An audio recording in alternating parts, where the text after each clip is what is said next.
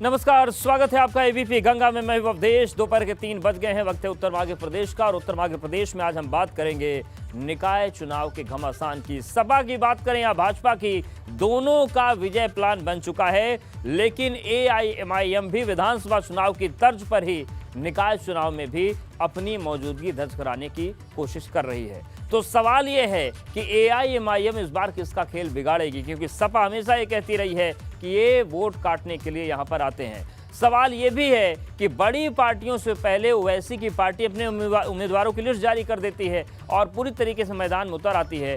तो क्या माना जाए कि निकाय चुनाव में जो घमासान है वो त्रिकोणीय हो पाएगा या फिर वोट काटने की भूमिका रहेगी? और इन सब के बीच गोला विधानसभा चुनाव का प्रचार भी थम रहा है।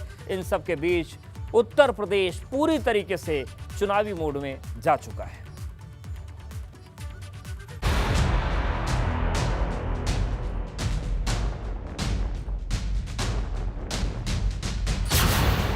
आज थम जाएगा गोला का सियासी गदर। शुरू हुआ निकाय चुनाव का घमासान।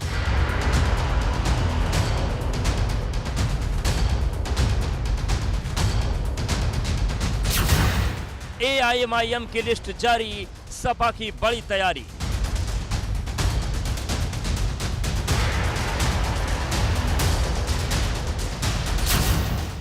सपा का महाबली प्लान, भाजपा का बाहुबली प्लान। मुझे किसी से नहीं लड़ना है। पहले भी हम भारी मतों से जीते हैं, अब की उससे भी भारी मतों से हम जीतेंगे। हमारे लिए कोई चुनौती किसी की नहीं है। लखनऊ में टिकट दावेदारों के साथ अखिलेश की बैठक, जीत के लिए घर घर भाजपा की दस्तक। सपा भाजपा का विजय प्लान, आरक्षण के नए फॉर्मूले पर जनता किसका देगी साथ? उत्तर मध्य प्रदेश।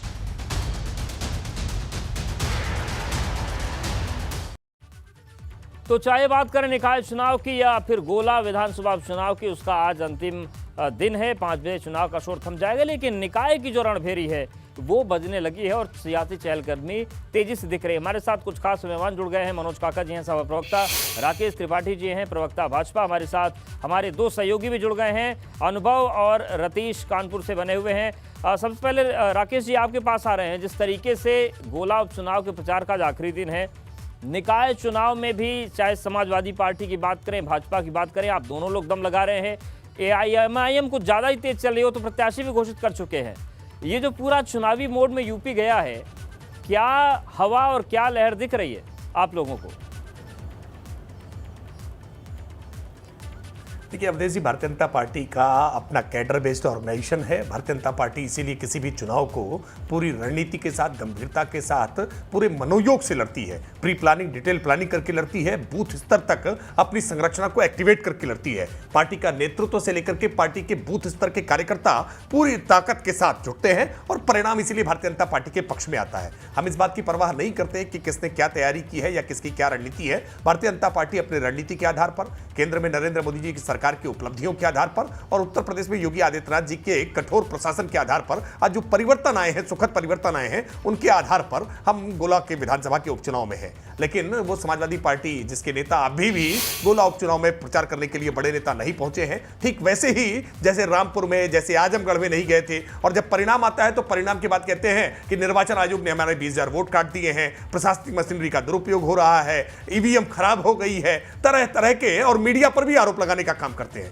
मैं फिर इस बात को जिम्मेदारी के साथ कह रहा हूं कि जो राजनीतिक दल जनता के सामने अपने मुद्दों को डिलीवर करेगा, जनता के सुख दुख में उनके साथ खड़ा होगा, जनता के साथ लगातार अपना जुड़ाव बनाए रखेगा, जनता के बीच में वोट की अपील करने के लिए सीधे पहुंचेगा, निश्चित तौर पर जनता उसको अपना स्नेह, अपना आशीर्वाद देगी। और गोला के उपचुनाव के परिणाम के साथ आपको यह स्पष्ट होता हुआ दिखाई पड़ेगा कि फिर से गोला की जनता भारतीय जनता पार्टी के कमल के फूल के साथ खड़ी होगी और नरेंद्र मोदी जी के और योगी आदित्यनाथ जी के जो संकल्प है, उस संकल्प को पूरा करने के लिए अपनी शक्ति लगाएगी। बिल्कुल। और मनोज काका जी आपके पास आ रहे हैं, और जो सवाल मेरे मन में था उसका जिक्र राकेश जी ने भी कर दिया कि रामपुर और आजमगढ़ का हमने उदाहरण देखा, किस तरीके से चीज़ें बदली वहाँ पर और किस तरीके से हालात बदल गए। इस बार भी आपके जो बड़े नेता हैं, अखिलेश यादव जो सबसे बड़े नेता हैं, वो नहीं पहुंचे। हालांकि नरेश उत्तम पटेल और बाकी जो अन्य नेता हैं लगातार कैंप कर रहे हैं। नरेश जी से बात हुई एबीपी गंगा की, तो ये कह रहे हैं कि हम डोर टू डोर जा रहे हैं, लोगों से बात कर रहे हैं। लेकिन अखिलेश जी ने क्यों दूरी बना रखी है इन उपचुनावों से? सवाल भी किया और सवाल के समक्ष आपने एक जवाब भी प्रस्तुत किया कि हमारे प्रदेश अध्यक्ष जी लगातार बने हुए हैं और प्रदेश अध्यक्ष जी नहीं, कई विंग के नेता और कई सारे पूर्व सांसद, विधायक, जिन लोगों की भी जिम्मेदारी वहां पर राष्ट्रीय अध्यक्ष जी ने तय करी हुई है, वो लोग गोला उपचुनाव में उपस्थित हैं। सवाल चुनाव को लेकर के है। चुनाव कराने की जिम्मेदारी जो भारतीय संविधान के अनुच्छेद 324 के अनुसार देश के निर्वाचन आयोग की होती है, और देश का निर्वाचन आयोग पर जो आरोप की बात नहीं है, बल्कि आरोप के समक्ष समाजवादी पार्टी अपना साक्ष्य प्रस्तुत करेगी। जो 11 नवंबर तक का समय दिया गया है वो साक्ष्य प्रस्तुत करेगी। और समाजवादी पार्टी ये जानना चाह रही है, राकेश भाई कह रहे हैं क्या उपलब्धि, आपने ठीक बात कही कि हम नरेंद्र मोदी जी के उपलब्धियों के आधार पर, योगी आदित्यनाथ जी के कठोर संकल्प के, नरेंद्र मोदी जी की उपलब्धियां यही हैं कि मोरबी में एक पुल गिरा है और 400 लोग अंदर चले गए और 134 लोग दिवंगत हो गए, मासूमों की जान चली गई। यही नरेंद्र मोदी की उपलब्धियां हैं कि जो सिलेंडर 400 में मिलता था आज 1100 में। और योगी आदित्यनाथ जी की यही उपलब्धि है कि उत्तर प्रदेश के एक टेक्निकल यूनिवर्सिटी का वीसी, आगरा विश्वविद्यालय का कुलपति 1 करोड़ 41 लाख रुपया घूस लेता। यही उपलब्धियां अयोध्या में जहां दीपोत्सव हो रहा था वहां बेटी को सरेआम छेड़ा गया, यही उपलब्धियां हैं। इन उपलब्धियों को लेकर जनता के बीच में जाएंगे। और बिल्कुल इसका जवाब राकेश जी आपसे लेंगे। मनोज जी, लेकिन एक सवाल और भी है, मैं खत्म कर रहा हूं। आपके चैनल के माध्यम से मैं ये सुनिश्चित कर रहा हूं कि समाजवादी पार्टी की जो तैयारी है वो ग्राम स्तर से लेके, ब्लॉक स्तर से लेके, जिले से लेके प्रदेश स्तर तक उसकी तैयारी मुकम्मल है। लेकिन ये राज्य निर्वाचन आयोग की जिम्मेदारी है कि वह निष्पक्षता के आधार पर हर वयस्क व्यक्ति के मत का, वो अपने मत का प्रयोग कर पाए, ये सुनिश्चित करे। ये राकेश जी हमें बताएं, उत्तर प्रदेश ठीक है राकेश जी जवाब लेंगे। आपकी देश के इतिहास में बताइए निकाय की तैयारी है, प्रत्याशी को आप दोनों के पास आएंगे, अनुभव से भी अपडेट ले लेते हैं। नोटिस दी जाती है। अनुभव, इस वक्त आप लखनऊ में मौजूद हैं, ये बताएं कि जिस तरीके से तैयारियां चल रही हैं, चाहे सपा की बात करें चाहे भाजपा की बात करें, दोनों ही दल कमर कस चुके हैं, दोनों ही निकाय को जीतने की तैयारी करें, क्योंकि माना जा रहा है कि 24 का लिटमस टेस्ट होगा। जमीन पर क्या दिख रहा है? देखिए, बिल्कुल आपने गोला उपचुनाव की बात की और नगर निकाय के जो चुनाव होने हैं उसकी भी बात की। वो चुनाव माने जा रहे हैं कि दिसंबर के पहले या दूसरे हफ्ते में हो सकते हैं, 4 चरणों में वो चुनाव होंगे। और अगर हम कहें समाजवादी पार्टी की अपनी तैयारी है, बीजेपी की अपनी तैयारी है। इस वक्त हम बीजेपी कार्यालय में मौजूद हैं और आपको अगर तस्वीर दिखाएं तो प्रदेश अध्यक्ष भूपेंद्र चौधरी कल गोला में थे, गोला गोकर्णनाथ में उन्होंने रणनीति बनाई।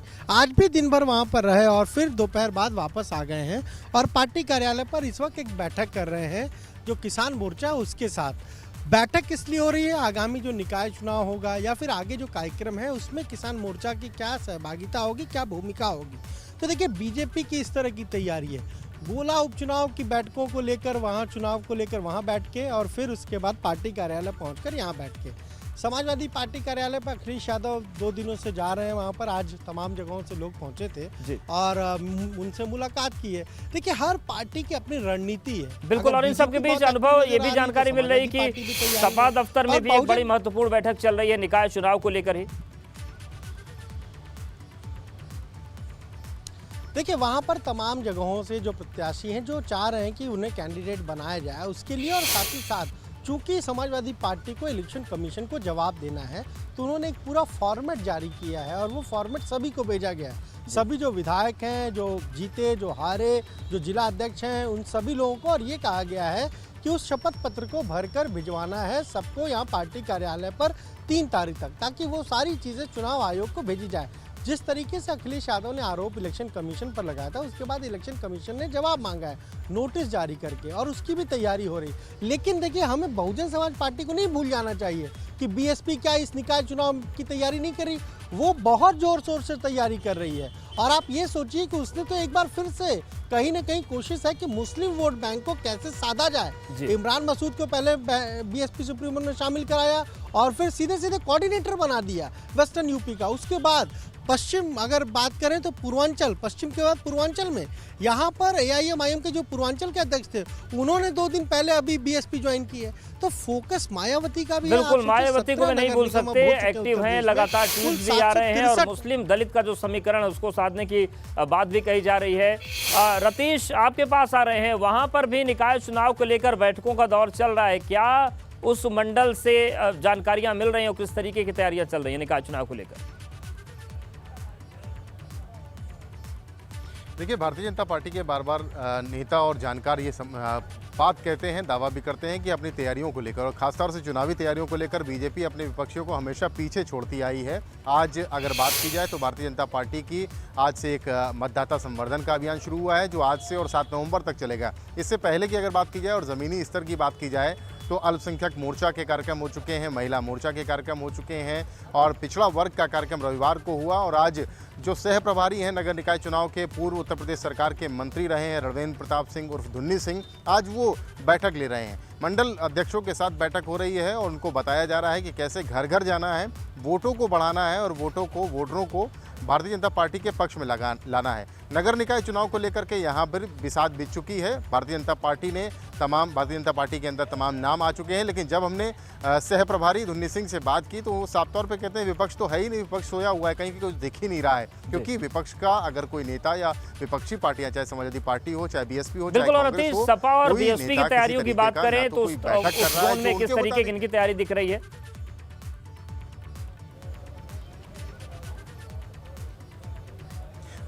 बिल्कुल, देखिए, अगर समाजवादी पार्टी की बात की जाए तो समाजवादी पार्टी इस बार बहुत फूंक कर कदम रख रही है। हालांकि मेयर की अगर पद की बात की जाए तो मेयर का पद कभी कानपुर में बीजेपी और कांग्रेस को छोड़ के सपा और बसपा के पास नहीं गया, लेकिन इस बार एक पूर्व विधायक जो अच्छी छवि वाले माने जाते हैं उनको लाने की तैयारी समाजवादी पार्टी ने कर दी है। और ये भी हो सकता है कि एक वर्तमान विधायक को समाजवादी पार्टी अपना महापौर का प्रत्याशी बना सकती है। वहीं बहुजन समाज पार्टी लगातार फेरबदल कर रही है और अपने संगठन में फेरबदल करते हुए बैठकें भी कर रही है। बीएसपी हमेशा से गुपचुप तरीके से बैठकें करती है और अपनी रणनीति का ज़्यादा खुलासा नहीं करती, लेकिन बीएसपी के नेता और जो ज़मीनी स्तर के कार्यकर्ता हैं वो भी काफ़ी ज़्यादा सक्रिय हैं। कांग्रेस ज़रूर ये मान रही है कि मेयर के पद को लेकर लड़ाई भारतीय जनता पार्टी से कांग्रेस की होनी है, उसमें उसको एज मिलना है, यानी किसी तरीके से पार्षदों में जितनी नंबर्स बना सकते हैं वो बना लिए जाए, लेकिन मेयर की जो बड़ी लड़ाई है वो किसी तरीके से बीजेपी से छीना जाए। क्या क्या मुद्दे रहेंगे, क्योंकि तमाम ऐसे मसले हैं जिस पर लड़ाई का आरोप प्रत्यारोप का दौर जारी रहा है, लेकिन विधानसभा चुनाव में कम से कम सपा ने ये तो स्पष्ट किया है कि उन्होंने जबरदस्त टक्कर दी है भाजपा को, तो ऐसे में निकाय चुनाव भी जबरदस्त टक्कर वाला ही रहेगा। किन मुद्दों पर आप मुकाबला करेंगे?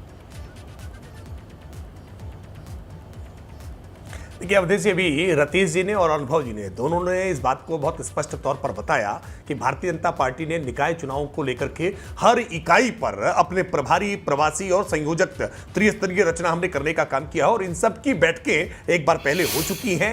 बूथ स्तर से लेकर के प्रदेश स्तर तक हम सभी क्षेत्रवार, जिलेवार बैठकें कर चुके हैं। हम पूरे संगठन तंत्र के आधार पर मजबूती के साथ खड़े हैं। पहले भी निकाय चुनाव में भारतीय जनता पार्टी का परचम लहराता रहा है। आज 16 नगर निगमों में से 14 नगर निगम भारतीय जनता पार्टी के पक्ष में है। हम पूरी तरह से इस बात के लिए आश्वस्त हैं कि इस बार भी भारतीय जनता पार्टी अधिकांश सीटों पर हम अगर देखा जाए तो जिसको कहते हैं पासिंग मार्क्स में कि डिस्टिंक्शन के साथ पास होना, 75% से ज्यादा सीटों पर भारतीय जनता पार्टी का कमल का फूल खिलेगा। हमें ऐसा पूरा भरोसा है क्योंकि भारतीय जनता पार्टी ने नगर निकाय के लिए जितना काम किया है, नगरों को स्वच्छ करने के लिए और नगरों के विकास के संदर्भ में, उतना काम पिछली सरकारों में कभी नहीं हुआ। जब सरकारें समाजवादी पार्टी की रहती थी और निकाय में भारतीय जनता पार्टी जीतती थी तो निश्चित तौर पर सपा या बसपा की सरकारें उसमें रोड़ा अटकाने का काम करती थी। लेकिन आज जब डबल इंजन की सरकार, केंद्र सरकार हो, राज्य की सरकार हो और जब नगर की सरकार यानी नगर निकाय में भी भारतीय जनता पार्टी होती है तो ये तीन तरह की शक्तियां एक साथ मिलती हैं तो निश्चित तौर पर उसका लाभ जनता को मिलता है और जनता इस बात को महसूस करती है।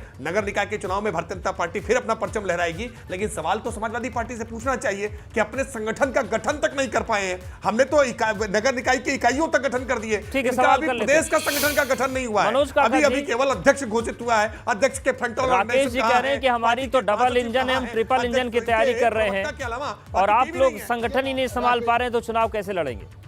देखिए राकेश जी ने मैंने जो बुनियादी सवाल पूछा उसका जवाब देने से भाग गए। हालांकि व्हाट्सएप यूनिवर्सिटी से ज्यादा ज्ञानवर्धन नहीं करते हैं, कुछ पढ़े लिखे साथी हैं। इनसे मैंने पूछा कि एक विश्वविद्यालय का कुलपति 1,41,00,000 रुपए घूस लेता है, उसका जवाब योगी आदित्यनाथ जी देंगे, डबल इंजन की सरकार देगी, नरेंद्र मोदी जी देंगे।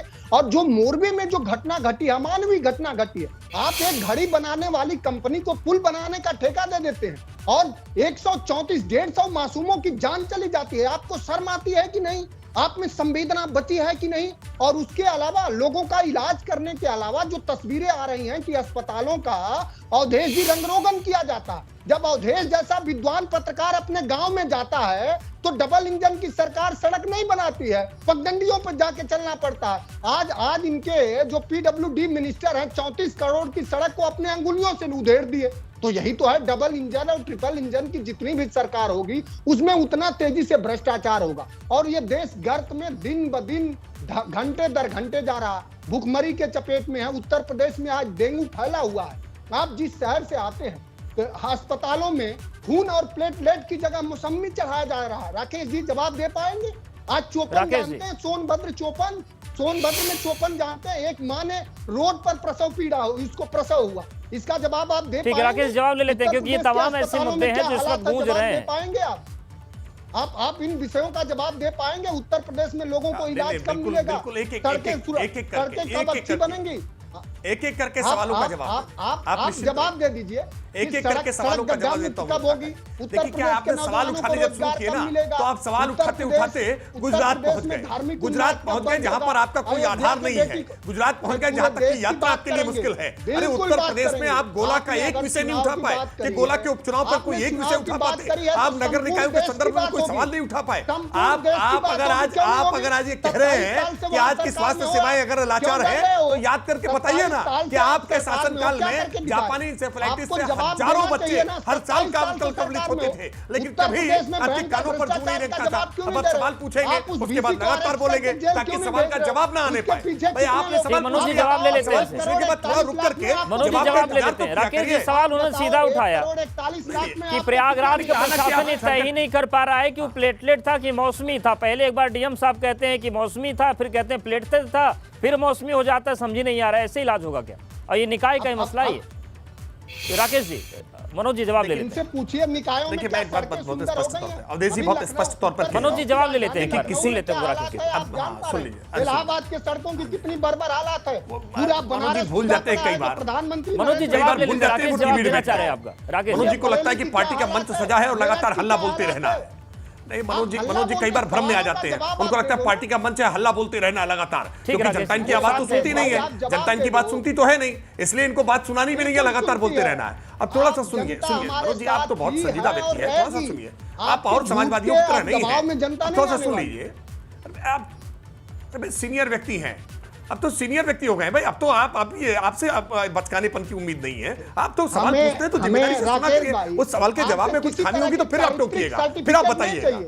मैं एक बात सर्टिफिकेट आपसे नहीं चाहता हूं, आपसे मैं सवालों का जवाब चाहता हूं। उत्तर प्रदेश में ठीक है राकेश जवाब दे रहे हैं। मनोज जी राकेश जवाब दे रहे हैं। कह रहा हूं आप सीनियर व्यक्ति हैं तो आपसे इसकी अपेक्षा है कि आप कम से कम सुन तो लें। सुरक्षित का बोल, माताओं बहनों की देखिए ये जवाब सुनना नहीं भाई, ये जवाब सुनना, ये लगातार चाहते हैं रनिंग कमेंट्री करना। कैसे होगा? ये हल्ला बोल समाजवादी पार्टी का मंच मान लेते हैं भाई। ये इनको बताइए, एबीपी गंगा की डिबेट है ये समाजवादी पार्टी का मंच नहीं है जहां पर हल्ला बोल। अरे भाई हल्ला बोल करना बंद करिए। सवाल पूछा, जवाब सुनिए। अब जवाब सुनिए ना, अब जवाब दे रहा हूं। अरे भाई सुनिए ना, जवाब तो सुनना नहीं चाहते। हाँ जवाब दे रहा हूं। देखिए आप जब समाजवादी पार्टी सत्ता में नहीं थे, उत्तर प्रदेश में 16 मेडिकल कॉलेज थे, 59 मेडिकल कॉलेज क्रियाशील किए हैं। ये भारतीय जनता पार्टी योगी आदित्यनाथ सरकार की सफलता है। हाँ अगर कहीं कोई घटना हुई है, हम घटना की जवाबदेही लेते हैं, जिम्मेदारी लेते हैं और इस बात के लिए आश्वस्त कर रहे हैं कि मौसमी है या प्लाज्मा है, खराब प्लाज्मा था या मौसमी थी, जो भी है वहां पर जान गई है और जिसकी जान गई है उसकी जवाबदेही जरूर तय की जाएगी। जिनकी जिम्मेदारी है उनकी जवाबदेही तय करने से हम पीछे नहीं हटने वाले हैं। जापानी इंसेफेलाइटिस से हजारों बच्चे पूर्वांचल के अलग अलग जिलों के, चाहे सिद्धार्थनगर हो, चाहे संत कबीर नगर हो, चाहे महाराजगंज हो, चाहे देवरिया हो, हजारों बच्चे मर जाते थे। लेकिन बच्चों के मरने पर आपकी आंखों से आंसू नहीं आते थे, आपके कान पे जू नहीं रेंगती थी उनकी किलकारियों से। लेकिन भारतीय जनता पार्टी की सरकार बनने का मतलब होता है कि आज हमने पूरे पूर्वांचल को आज जापानी इंसेफेलाइटिस से मुक्त करने का काम किया है। उत्तर प्रदेश की स्वास्थ्य सेवाएं जो बदहाल करके आप गए थे ना, उसको हम पटरी पर लेकर के आए हैं। और इसलिए आज आप ये सवाल उठा रहे हैं कि मौसमी का जूस था या प्लाज्मा था, वरना आपके समय में तो प्लाज्मा मौसमी का जूस ये दोनों ही चीजें नहीं मिल सकती थी। आपके समय में तो मौसमी का जूस भी नहीं दवा और मिलता, इलाज के अभाव मौसम्मी में का लोगों जूस की उसको जिंदगियां चढ़ाया गया अगर है कौन नहीं तो निश्चित देखा? तौर पर कार्रवाई होगी। लेकिन ये सारी बातें अभी जांच के दायरे में है और इंतजार करिए जांच के कब बाद तक जो भी जांच लोग चलेगी जिम्मेदार हैं, आपकी? क्योंकि वहां जान गई कब है तक जांच और जान चलेगी? जाने पर कब हम तक जांच संवेदना वाले चलेगी? लोग हैं, हम लोगों की संवेदनाएं प्रभावित होती संवेदनहीन हैं। लोग हम हो। समाजवादी पार्टी की तरह संवेदनहीन हर लोग हो, मुद्दे पर उदासीन राजनीति नहीं लोग हो। करते हैं और कम से कम लाशों पर राजनीति करके वोट बटोरने का प्रयास तो हम नहीं करते हैं। इसीलिए मैं भारतीय कह रहा हूं ना जनता कि पार्टी आप तो सवाल लाशों पूछ पे करके जवाब राजनीति सुनना नहीं करने चाहते। के- मैंने आज करने स्वास्थ्य का के इनके आंकड़े आपको महारत बताए हासिल हैं, है। आप बताइए ना,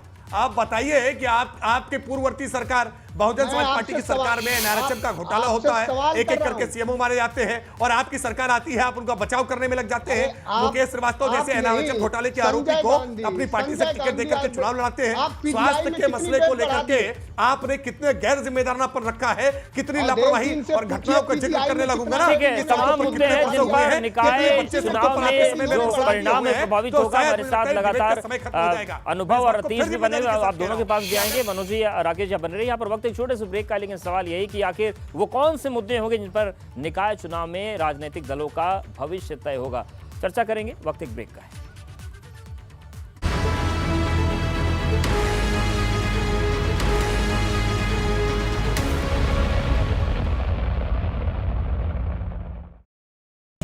जीरा क्रंच है ये, राजा की सौगात है ये, राजस्था करारा स्वाद बड़ा मीठा नमकीन कर देगा समा, राजा जीरा क्रंच। राजा जीरा क्रंच बिस्किट्स, स्वाद ऐसा कि दिल खुशियों से भर जाए। राजा जीरा क्रंच। टीएमटी बार, रूंगटा स्टील टीएमटी बार। तो इसमें क्या खास है यार? स्टील की क्वालिटी शानदार और ताकत बेशुमार। रूंगटा स्टील टीएमटी बार। फाउंडेशन सही तो फ्यूचर सही। या तो पास्ट को पकड़ के बैठे रहो या फ्यूचर देखो। Good luck. लक वो तो खुद बनानी पड़ती है।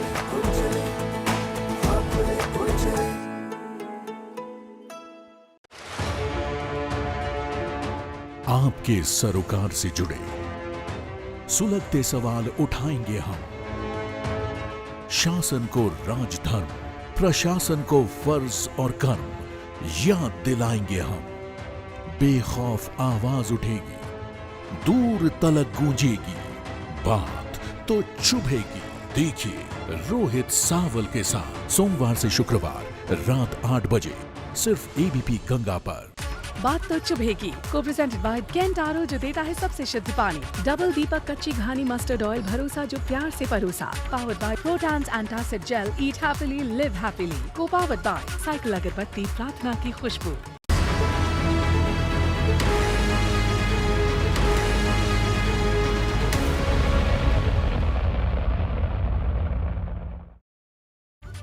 तो चुनावी मोड में उत्तर प्रदेश है। निकाय चुनाव की रणभेरी बज चुकी है और तैयारियां चल रही हैं। हालांकि तारीखों का ऐलान नहीं है। अनुभव आपके पास आ रहे हैं। आपने मनोज जी की भी बातें सुनी, राकेश जी की भी बातें सुनी, और सबके मन में सवाल यही है कि कौन कौन से मुद्दे इस बार जनता के मन में चल रहे हैं। आप लगातार लोगों के बीच रहते हैं।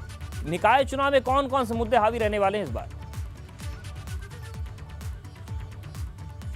देखिए, अगर निकाय चुनाव की बात करें अवधेश, तो उत्तर प्रदेश में अब कुल 763 निकाय हो चुके हैं। पहले 16 नगर निगम हुआ करते थे। 2017 में चुनाव हुए तो बीजेपी ने 16 में से 14 नगर निगम जीत लिए और समाजवादी पार्टी एक भी नगर निगम में नहीं जीत पाई, उसका कोई मेयर नहीं हुआ।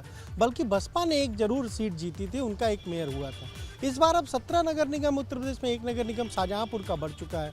इसके अलावा जो नगर पालिकाएं वो 200 उनकी संख्या हो गई है और जो नगर पंचायतें हैं वो तकरीबन 500, अगर हम कहें 43 के आसपास है। कुल ये 763 इनकी संख्या है।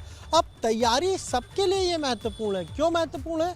क्योंकि 2024 में लोकसभा के चुनाव होने हैं और सभी के पास मौका है कि खुद को जांचे, वार्ड स्तर पर जांचे, बूथ स्तर पर जाते, शहर के स्तर पर जांचे, जिले के स्तर पर जांचे, पंचायत के स्तर पर जाते।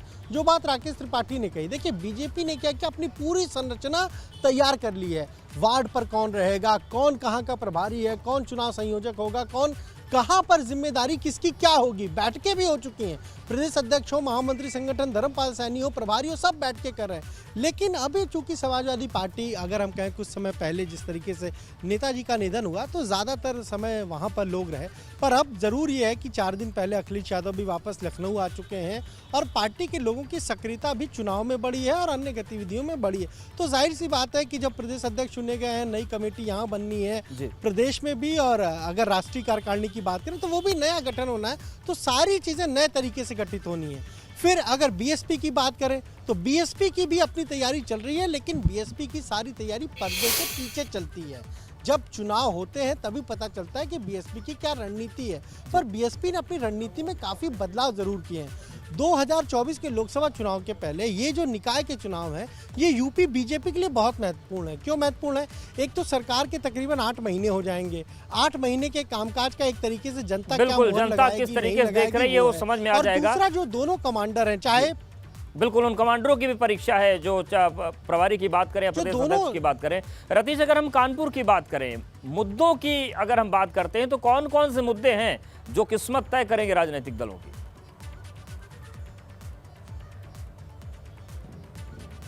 देखिए, नगर निकाय के चुनाव हैं तो साफ सफाई से लेके, सड़क से लेके, पानी और पेयजल से लेके तमाम ऐसे मुद्दे रहते हैं जिन पर पार्षदों को रोज लड़ना पड़ता है, या पार्षदों से लोग, जनता अपील करती है कि उनके जो जीवन के ये जुड़े मुद्दे हैं इन पर उनको सॉल्यूशन मिले, समाधान मिले। ऐसे तमाम मुद्दे हैं। कानपुर एक स्मार्ट सिटी है और स्मार्ट सिटी को लेकर पिछले 5 सालों में क्या काम किया गया है, इसको लेकर भी एक बड़ा मुद्दा जो विपक्षी दल हैं वो जरूर बनाने जा रहे हैं, क्योंकि कानपुर स्मार्ट सिटी का लिमिटेड के तहत जो काम हुए हैं उनमें तमाम कामों बिल्कुल ये जीवन जुड़े तमाम मुद्दे हैं। मनोज जी, इसमें एक चीज चर्चा करना आपसे इसलिए जरूरी है क्योंकि एआईएमआईएम की एंट्री विधानसभा में थी, इस बार भी है। ये वोट काटने के तौर पर देखे गए, ये भी जानकारी सामने आ रही है कि एआईएमआईएम बीएसपी से गठबंधन करना चाहती है। जो एआईएमआईएम की एंट्री है, क्या ये नुकसानदायक है कि वो सपा के कोर वोटर पर ही भले ही जीते ना, लेकिन काटने का थोड़ा बहुत कोशिश तो कर ही लेती है? तो क्या मानते हैं कि एआईएमआईएम का आना आप लोगों के लिए मुश्किल खड़ी करता है? देखिए अवधेश जी, लोकशाही में सभी को भागीदार होने का, जितनी भी लोकतांत्रिक पार्टियां हैं उनको आपस में मिलने का, चुनाव लड़ने का उनका लोकतांत्रिक और संवैधानिक हक है। तो इस पर समाजवादी पार्टी कोई टिप्पणी नहीं करेगी। लेकिन उत्तर प्रदेश के लोग निकाय चुनाव से लेकर ग्रामीण अंचल के लोग और जो महानगरों में लोग रह रहे हैं वो जान रहे हैं कि उत्तर प्रदेश में आज भयंकर भ्रष्टाचार है, अस्पतालों में दवाइयां नहीं है, सड़कों में गड्ढे हैं, अस्पतालों में कहीं भी कोई इलाज नहीं है, नौजवानों को नौकरी नहीं है। उत्तर प्रदेश में बेटियों की अगर बात करें तो मेरठ से लेकर अयोध्या में किस तरह से बेटियों के साथ बर्बरता की जा रही है। उत्तर प्रदेश में दलित और पिछड़े समाज को किस तरह से हाशिए पे रखा जा रहा है, चाहे वो संस्थान में हो, चाहे सरकार के किसी नौकरी में हो। उत्तर प्रदेश के अभी आपने देखा पेट परीक्षा से पहले जितनी सारी परीक्षाएं हुई उसमें पेपर लीक हुआ। तो उत्तर प्रदेश के लोग उनके सवालों के साथ, उनके समस्याओं के साथ समाजवादी पार्टी, उसके राष्ट्रीय अध्यक्ष जी खड़े हैं और आपके माध्यम से हम ये आश्वस्त कर रहे हैं कि निकाय चुनाव में समाजवादी पार्टी उत्तर बिल्कुल। राकेश जी, आखिरी कमेंट आपका चाहेंगे। जो बातें मनोज काका जी कह रहे हैं, क्या ये वो मुद्दे हैं जो आपके लिए मुश्किलें बढ़ाएंगे? नहीं, भारतीय जनता पार्टी ने जिस तरह का स्वच्छ प्रशासन दिया है, जिस तरह से आज कानून व्यवस्था को ठीक करने का काम किया है, जिस तरह से लोगों के पास तक स्वच्छ पेयजल पहुंचाने का काम किया है, जिस तरह से नगरीय प्रशासन के लिए जो आवश्यकताएं हैं उनकी पूर्ति करने का काम किया है, निश्चित तौर पर कहीं कोई संशय नहीं है, कोई शंका नहीं है। भारतीय जनता पार्टी के पक्ष में जनता है और जनता ने अभी विधानसभा के चुनाव में भारतीय जनता पार्टी के साथ खड़े होकर के ये जताया है कि वो नरेंद्र मोदी जी के साथ है, वो योगी आदित्यनाथ जी के साथ है, वो भारतीय जनता पार्टी के साथ है। और अभी जो उपचुनाव हुए, उपचुनाव में भी जिनको समाजवादी पार्टी अपना गढ़ कहा करती थी, वो रामपुर, वो आजमगढ़, भारतीय जनता पार्टी ने अपना कमल का फूल खिलाया है। और अभी गोला उपचुनाव का परिणाम तब तक आ चुका है। देखने वाली बात होगी कि जनता को किसके मुद्दे समझ में आते हैं, किसकी बातें समझ में आती हैं। फिलहाल दावों का दौर चल रहा है। मनोज जी बहुत धन्यवाद आपका, राकेश जी आपका भी शुक्रिया, अनुभव, रतीश आपका भी धन्यवाद तमाम जमीनी अपडेट्स देने के लिए। तो ये पूरी तस्वीर है, निकाय चुनाव का बिगुल बज चुका है। तारीखें भले सामने नहीं आई हैं, लेकिन जोर आजमाइश पूरे शबाब पर है। उत्तर मध्य प्रदेश में फिलहाल